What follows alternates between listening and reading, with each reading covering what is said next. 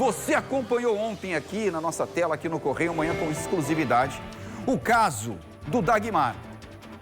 Esse homem aqui, que foi encontrado morto no fundo da própria casa, com uma faca cravada no pescoço e também com a corda de uma rede enrolada no pescoço. Isso no bairro Valentina de Figueiredo. A vítima pode ter sido assassinada pela pessoa que ela hospedou na própria casa. Inclusive, essa pessoa está sendo investigada. Bora chamar aqui o David Martins. A gente falava sobre isso ontem, né, Martins? Você acompanhou esse caso, trouxe com exclusividade. A gente falou do cara, do tal do pedreiro, né? Que estava com ele, bebendo, inclusive, na noite anterior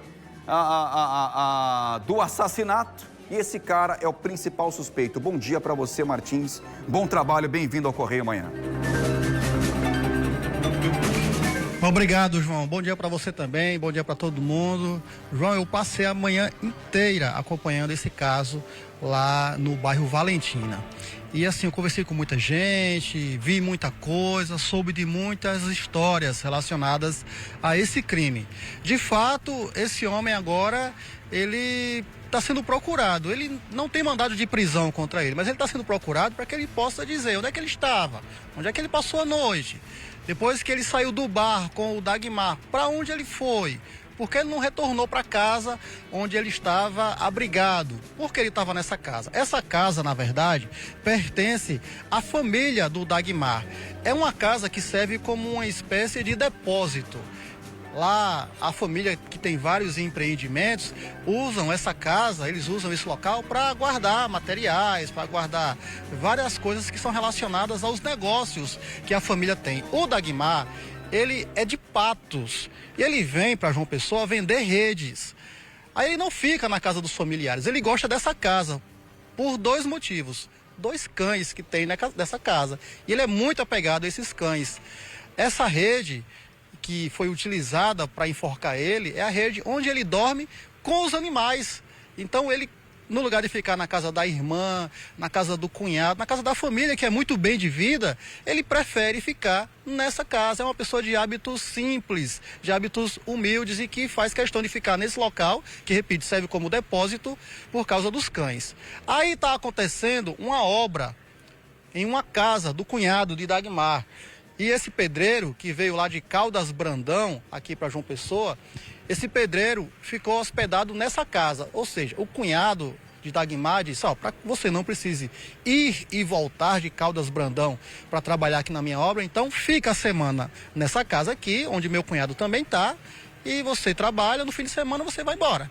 Então, esse era o plano e já vinha acontecendo já há pelo menos 3 meses. E a irmã de Dagmar disse que nunca Dagmar reclamou, nunca fez qualquer queixa com relação à presença desse auxiliar de pedreiro.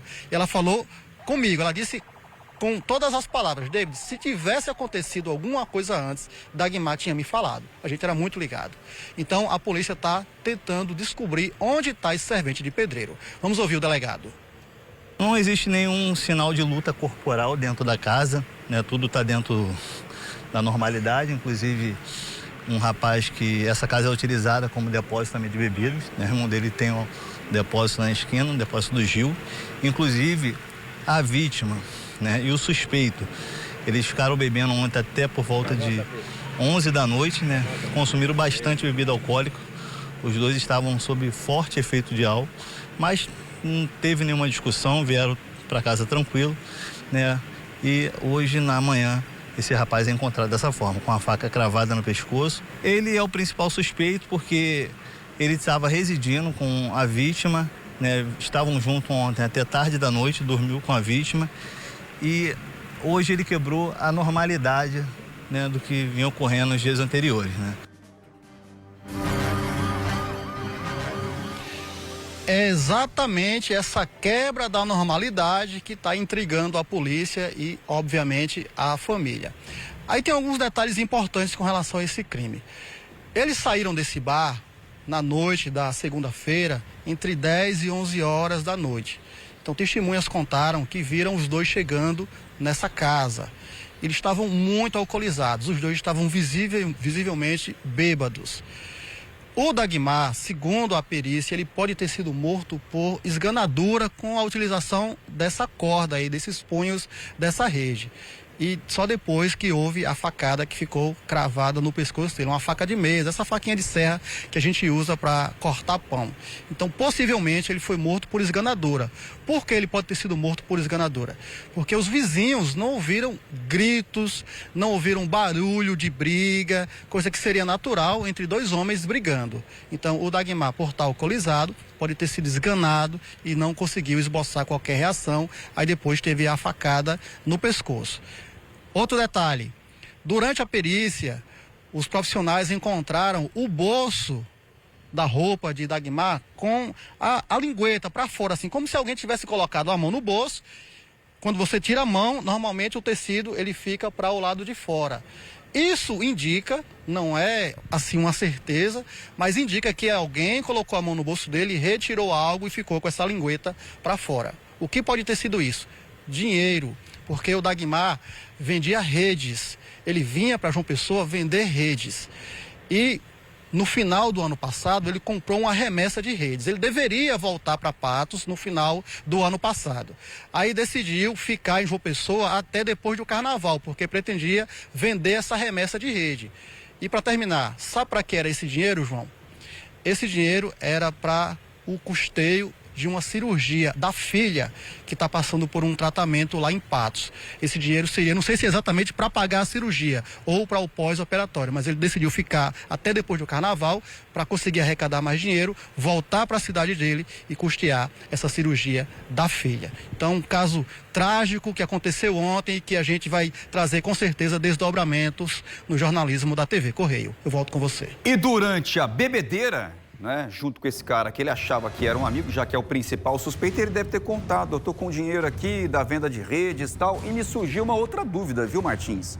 Durante as suas informações, a sua fala, me surgiu uma outra dúvida. Se os dois estavam muito embriagados, já que foi o relato de alguns vizinhos que viram, será que esse cara, que é o principal suspeito, fez sozinho?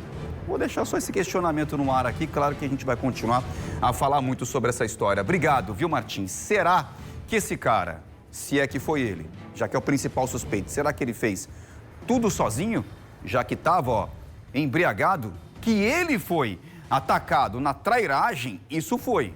É só você ver. Eu acredito, primeiro, o assassino pegou a rede, não é? Botou no pescoço para tentar estrangular.